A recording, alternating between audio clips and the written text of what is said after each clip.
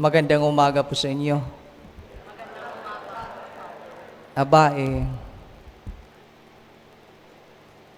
pang 13th year na namin bilang pare ni Father Knox. Magkasabay po kaming inorden way back 2011. Alam nyo, ang numerong 13 ay, sabi nila, malas na number. Kaya nga po kahit sa plane, di nyo makikita ang number na 13. Diba? Pero, ngayong araw, ang numerong 13 ay nagpapahiwatig po sa amin ng walang katapusang biyaya ng Diyos bilang pare. Walang katapusang biyaya ng Diyos sa simbahan bilang kaparian. Naalala ko tuloy yung kwento ng isang obispo about this priest, isang pare na matagal na sa kanyang ministry. At dahil doon,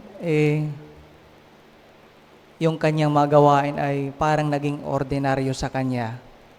To the extent na siya'y nagbalak na lumabas sa pagkaparing. Though ayaw ng obispo at mabigat sa kanyang puso, sabi ng obispo, sige na, okay na. Ipagdarasal kita. Itong paring ito'y lumabas, tapos nang-apply sa trabaho. Ngunit siya po'y overqualified. So lahat ng ina-applyan niya ay halos walang tumanggap sa kanya na siya'y overqualified. One day, pagkagising niya, nang-apply na naman siya at bigla siyang naparaan sa isang zoo. Let's say Manila Zoo. Tapos nakasulat doon, signage, hiring. Urgent hiring. Aba, nagka-interest siya, pumasok, nag-inquire. Only to find out na yung gawain, yung trabaho pala ay magsusuot ka ng costume ng onggoy. Pero reasonable po yung reasonable po yung sahod, ha. Itong paring ito may thrill, sabi niya. May thrill. So pumasok siya. First day niya, yun, nasa cage siya. Maghiwalay yun eh. Tapos talon siya ng talon, may konting puno, athletic siyang pare, parang si Father Knox, athletic na pare. Tapos talon ng talong, tapos natapos yung first day. Aba, nag-enjoy siya at natuwa siya. Sabi niya, nakakatuwa rito, very fulfilling. Kasi yung mga bata, tuwang-tuwa sa akin. Sila'y gising, hindi gaya sa simbahan, tulog yung tao pag nag-humili ako. Sabi niya. Second day comes. Tapos, talon naman siya. Akit siya puno, talon ng talon. Nako, bigla siyang nahulog. Yung bagsak niya sa cage ng next cage, katabi. Yung nandun ay lion. Pagbagsak niya, sabi niya, ay, wala na. Patay na ako nito. Panginoon, tulungan mo ako. Aba, yung lion ay biglang tumakbo sa kanya. Tapos nagsisigaw na siya ng tulong. The lion grabbed him. Alam niyo kung anong sabi ng leon? Sabi niya, huy, huwag kang maingay. Pari din ako.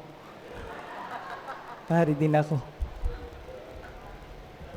Well, anyway, I'm telling you this kasi salamat sa Diyos at kami ni Father Knox, Father Herbert, ay hindi pa naman lumalabas sa pagkapare. Kaya isama niyo kami sa inyong mga panalangin. We are thankful to be with you in our 13th anniversary, in this parish specifically with Father Herbert. Nakakatuwa po. Anyway, for today, sa ating readings, dalawang bagay po ang, I think, pinapaalala sa amin bilang pare at sa inyo bilang mga lingkod ng simbahan. Una, sabi sa first reading, the first reading was about St. Paul, yung nag-mission siya, nag-preach. Sabi sa first reading, they traveled. Sila po'y naglakbay. Naglakbay. Kami po ni Father Knox, Father Herbert, naglalakbay. Lamang lang po si Father Knox ng kunti sa amin ni Father Herbert. Parehas po kami mga pare, lamang lang po siya ng 1 ligo at lamang po siya sa takbo, si Father Knox. Anyway, ako bilang pare, siguro nakailang parokya na ako. 1, 2, 3, 4, siguro 5. I think this is my 5th parish.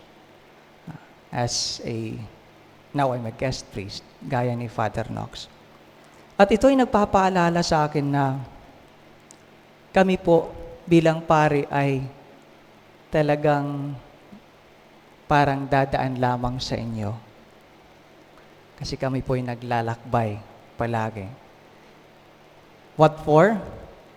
Para ipangaral ang mabuting balita, ang salita ng Diyos. Kahit saan kami mapunta ni na Father Herbert, yan po ang palaging misyon namin. Pangaral ang mabuting balita. Secondly, yung first reading, it mentions about handing on. Alam niyo yung hand on? Ipangaral. It's Tagalog. Hand on. Parang ipasa. Parang ipasa. Hand on the Word of God, na ginawa naman ni St. Paul. Well, we ask you to always pray for us to be faithful to this mission.